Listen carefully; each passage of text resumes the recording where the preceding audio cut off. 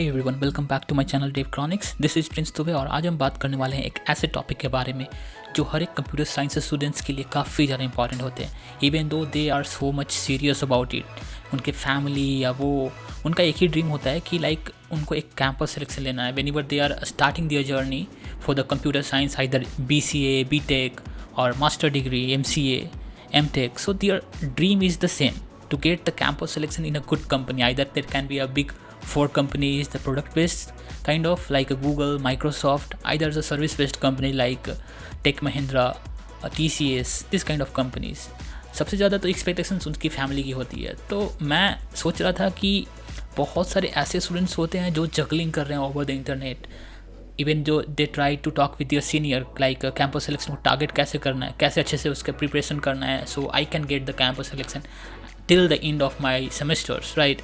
सो ये क्वेश्चंस उनके माइंड में बस भरा रहता है, उनको कोई भी पर्टिकुलर सॉल्यूशन नहीं मिल पाता कि उनको टारगेट कैसे करना है, अचीव कैसे करना है।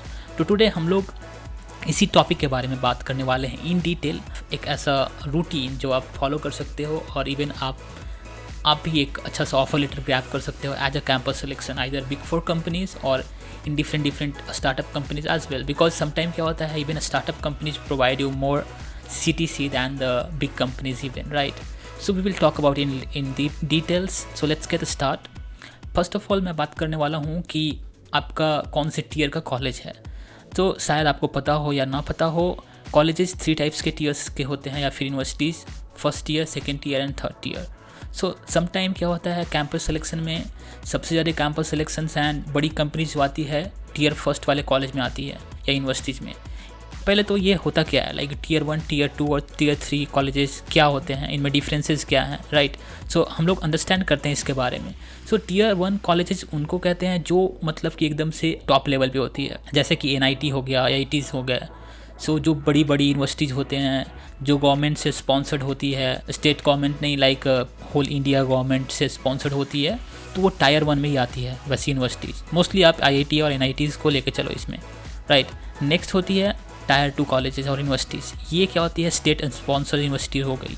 जैसे कि किसी भी स्टेट का आप सर्च करो तो उनकी यूनिवर्सिटीज़ होती है जो डायरेक्टली स्पॉन्सर्ड होती हैं स्टेट के द्वारा, तो वो सब टायर 2 में आती है। अब टायर 3 किस टाइप के होते हैं, ऐसे कॉलेजेस या यूनिवर्सिटी जो प्रॉक्सीज होती हैं स्टेट स्पॉन्सर्ड यूनिवर्सिटीज़ की। जैसे कि एक मेन कॉलेज हो गया, यूनिवर्सिटी हो गया, एक उसका सब डोमेन हो गया। जैसे कि हमारे एरिया में, आपके डिस्ट्रिक्ट में कोई एक ऐसे कॉलेज होंगे जो प्रॉक्सी होंगे मेन यूनिवर्सिटीज़ के, तो हो गए टायर 3 वाले। अब सबसे ज़्यादा चांसेस कहाँ पे बनेंगे, ऑब्वियसली टायर 1 में। सम टाइम क्या होता है, टायर 2 में भी अच्छे खासे कैंपस सिलेक्शन होते हैं। टायर 3 में काफ़ी ज़्यादा लेस चांस होता है कैंपस सिलेक्शन का, बट कंपनीज वहाँ पे भी आती है। अगर आपको टारगेट करना है 5 से 6 लाख 8 लाख तक का पैकेजेस CTC, तो आप टायर 3 में रह के भी आप अच्छा खासा पैकेज ले सकते हो एज अ कैंपस सिलेक्शन। तो ये टोटली डिपेंड करता है कि आप किस तरीके से प्रिपरेशन कर रहे हो, आपके पास कितना नॉलेज है और कौन सी कंपनीज जो है आपके कॉलेजेस या यूनिवर्सिटीज़ में आ रही है। फर्स्ट ऑफ ऑल मैं बताना चाहूँगा, इसको मैंने डिफरेंट सेक्शन में डिवाइड किया हुआ है। हम लोग गो थ्रू करेंगे 1 by 1 सेक्शन को कि कैसे टारगेट करना है। So let's get start with the section 1। इसमें क्या होता है, ये है प्री स्क्रीनिंग एंड एलिजिबिलिटी। इसमें क्या होती है, कंपनीज कोई भी आती है आपके कैंपस में, ठीक है, वो क्या करती है, अपनी प्री स्क्रीनिंग करती है। इसमें बेसिकली वो एक PPT लेकर के आते हैं और आपको बताते हैं अपने कंपनीज़ के बारे में, उनका इंट्रोडक्शन होता है, अब उनकी एलिजिबिलिटी क्राइटेरिया वो बताते हैं, राइट। उनका इन फ्यूचर प्लान क्या है, वो कैसे फ्लॉरिश कर रहे हैं right now in all over the world, either वो सर्विस बेस्ड हैं या प्रोडक्ट बेस्ड कंपनी है। They will introduce their self, that is the first step. Next step, they will tell you about their conditions, so what they have the condition about the CGPA आपको maintain करके रखना है। Make sure कि 6.5 या उससे above ये होना चाहिए। अगर उससे कम है तो मोस्ट ऑफ द कंपनी जो होती है वो आपको रिक्रूट नहीं करेगी, वहीं पे आपका जो है इंडअप हो जाएगा प्रोसेस, राइट। सेकेंड क्या होना चाहिए, कोई भी गैप नहीं होना चाहिए आपके CGPA या फिर कोई भी बैकलॉग लग गया आपके यूनिवर्सिटी सेमेस्टर में, तो उसके लिए फिर आप एलिजिबल नहीं हो पाओगे कैंपस सिलेक्शन के लिए। थर्ड क्या है, आपका रेज्यूमे। ये रेज्यूमे काफ़ी ज़्यादा बेस्ट होना चाहिए। इसमें आपके काइंड ऑफ प्रोजेक्ट्स होने चाहिए इंक्लूडेड, ठीक है, आपने कोई भी इंटर्नशिप किया हुआ है पहले या नहीं, तो ये सब सारी चीज़ें मिलके आपके रेज्यूमे को बेस्ट बनाते हैं। आप कौन से टेक स्टैक पे अभी वर्क कर रहे हो, आप क्या जानते हो, ठीक है, अलग अलग like Java, Python, any tech stack, फिर आप अपने बारे में, प्रोजेक्ट के बारे में जितना हो सके आप प्रोफेशनली रेज्यूमे क्रिएट करो जो ATS फ्रेंडली हो। ATS मीन्स क्या होता है? ATS is application tracking system. So जब आपका रिज्यूमे सही होता है, आपका ATS रैंकिंग काफ़ी बेस्ट होता है, लाइक 70 to 90% अगर आपका रैंकिंग है ATS का तो आप बेटर हो, ठीक है। तो आप ये चेक कर सकते हो ऑनलाइन, कहीं भी आप सर्च करो गूगल पे कि how can I check the ATS of my resume, and you can upload your resume, you can see or like what is the current score of your resume. So this all thing comprise with like 20%, and अगर आप इसके अंदर eligible हो तो आप 20% लोगों से आगे हो। लेट्स से कि आपके यूनिवर्सिटी में थाउजेंड से लोग हैं, उसमें सिर्फ और सिर्फ 800 पीपल ही बचेंगे, 20% पीपल है जो वो छट जाएंगे यहीं पे इसी एलिजिबिलिटी क्राइटेरिया के अंदर।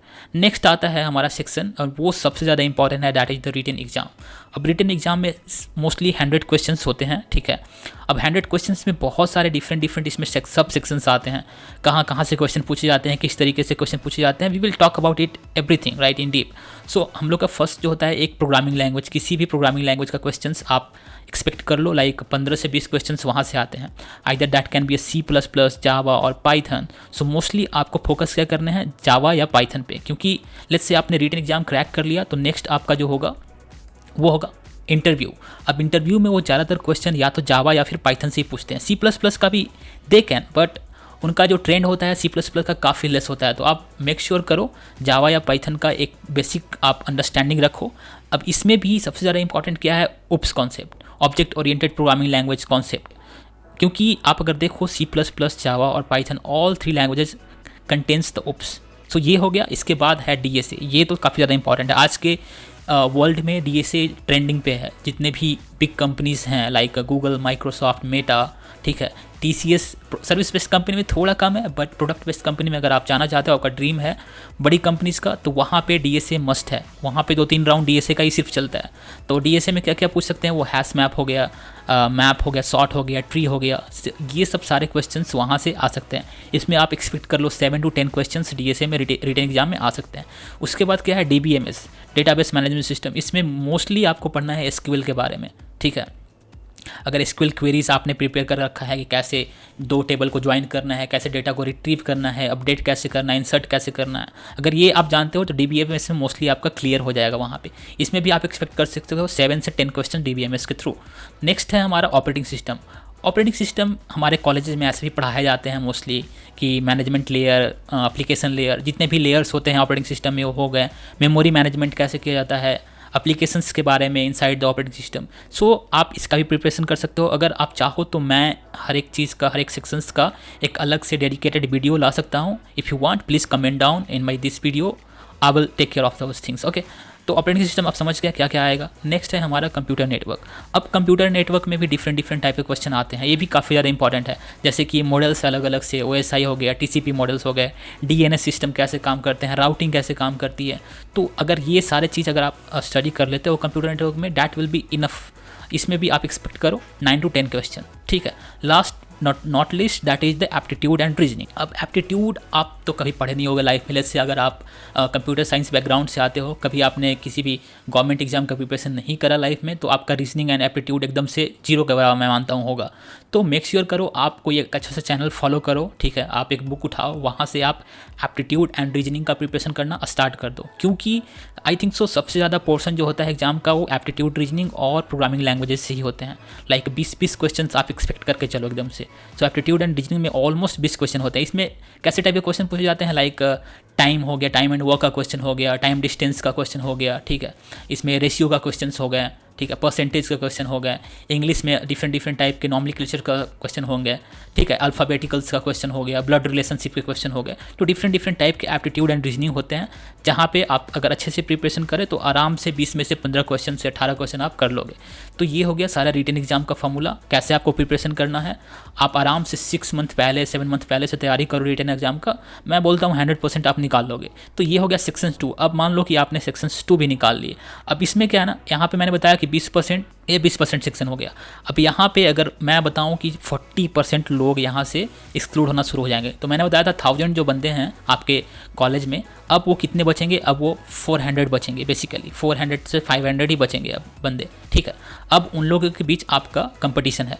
नेक्स्ट है section 3, that is the technical round.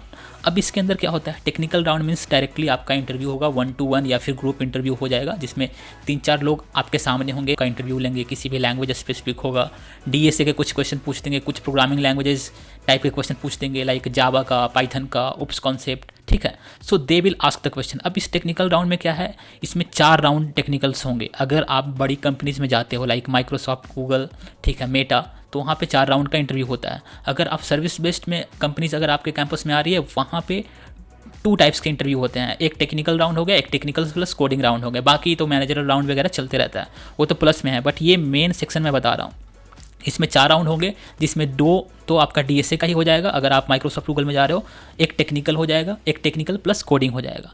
तो ये 4 राउंड हो गए, यहाँ पे 2 राउंड होंगे। तो अगर मान लो कि आपने सेक्शन 3 और टेक्निकल राउंड भी अचीव कर लिया, तो अब कंपटीशन काफ़ी ज़्यादा कम हो जाएगा। अब क्या होगा, आप सिर्फ 50 से 100 बंदे ही बचोगे अब कंपटीशन के अंदर। अब लास्ट में कितने होंगे, like section 4, that is the HR round.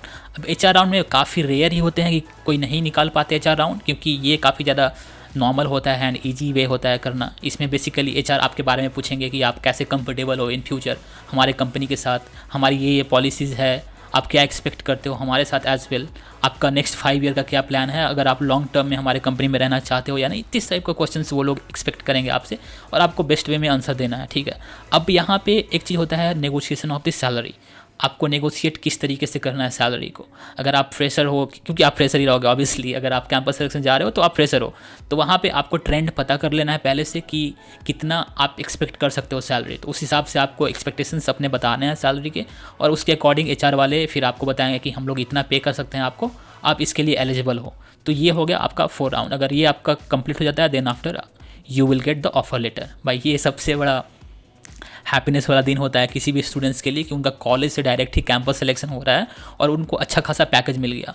अब यहाँ पे क्या होता है ना, लेट्स से अगर आप माइक्रोसॉफ्ट, गूगल और मेटा में जा रहे हो तो आपका पैकेज काफ़ी ज़्यादा बड़ा होगा, like even 40 lakh, 20 lakh, 1 crore even it can go. Like अगर आप अच्छे टायर 1 के कॉलेजेस से आ रहे हो तो it can go beyond of that. अगर आप सर्विस बेस्ड में जा रहे हो, आप कॉलेज से कि टायर 3 और टायर 2 का कॉलेज या यूनिवर्सिटी है, तो वहाँ पे आप एक्सपेक्ट कर सकते हो 5 लाख, 12 लाख, 15 लाख इवन, तो वो आप एक्सपेक्ट कर सकते हो। अगर स्टार्टअप कंपनीज भी आ रही है तो वो भी मोस्टली 5 लाख से 8 लाख, 10 लाख के बीच में देती है, तो इतना आप मोस्टली एक्सपेक्ट कर सकते हो। तो ये हम लोग का अभी तक का ये सटीक प्लान है। अगर आप इसे फॉलो करते हो तो आप एंड अप करोगे ऑफर लेटर के साथ, और मैं बता रहा हूँ आप और आपके फैमिली सारे लोग प्राउड फील करेंगे आप पे, ठीक है, और सारे लोग खुश हो जाएंगे बस देख करके कि मेरा बेटा या फिर मेरी बेटी they just doing very much great in their career, they have achieved this. So this is like overall the happiness things if you grab the offer letter. So आप मेक श्योर करो, आप इस तरीके से प्लानिंग करो। Section 1 को कैसे planning करना है, मेक श्योर आपको एकदम से CGPA कंटेन करके रखना है 6.5 के अबव, कोई भी गैप नहीं होना चाहिए।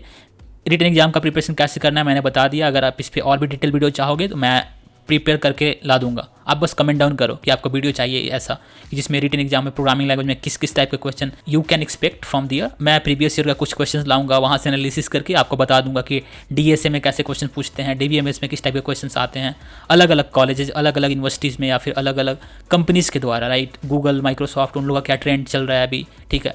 सर्विस बेस्ड कंपनी का क्या ट्रेंड चल रहा है, लाइक TCS हो गया या फिर टेक महिंद्रा हो गया, डिफरेंट कंपनीज़ का। तो ये ओवरऑल प्लान था। मेक श्योर करो आप अच्छे से फॉलो अप करो, थोड़ा सा आप मेहनत करो। अगर आप लास्ट सेमेस्टर में हो या फिर इवन फर्स्ट सेमेस्टर में ही हो तो थोड़ा सा सीरियस हो जाओ, मैं यही बताऊंगा। रिस्पॉन्सिबिलिटी लो और अपना स्टडी स्टार्ट कर दो अच्छे तरीके से। फर्स्ट सेमेस्टर में हो तो अभी से टारगेट करना स्टार्ट कर दो। अगर आप थर्ड सेमेस्टर या 6th सेमेस्टर में हो तो आपके लिए क्रूशियल है, आप अभी से आज से ही स्टार्ट कर दो प्रिपरेशन करना, क्योंकि अब कैंपस सिलेक्शन आने ही वाला होगा आपके कॉलेज या यूनिवर्सिटी में। तो ओवरऑल ये था। आप जस्ट कमेंट डाउन करो आपका कौन सा वीडियो का पार्ट अच्छा लगा, और मैं ऐसे ही कंटिन्यू करूँगा और भी वीडियोस। मेक श्योर आप लाइक और सब्सक्राइब कर दो। मुझे अच्छा लगता है अगर आप कुछ कमेंट करते हो, तो मुझे बस पढ़ना अच्छा लगता है, रिप्लाई करना अच्छा लगता है। इससे क्या होता है, मुझे और भी इंसाइट मिलते हैं कि मैं किस तरीके का वीडियो आपके लिए लेकर के आऊँ। So thank you so much, have a good day ahead, bye bye and good luck from my side.